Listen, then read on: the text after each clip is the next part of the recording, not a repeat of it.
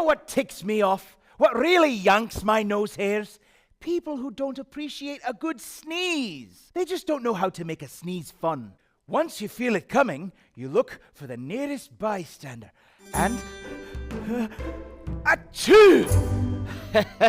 Now they're enjoying a complimentary snot shower.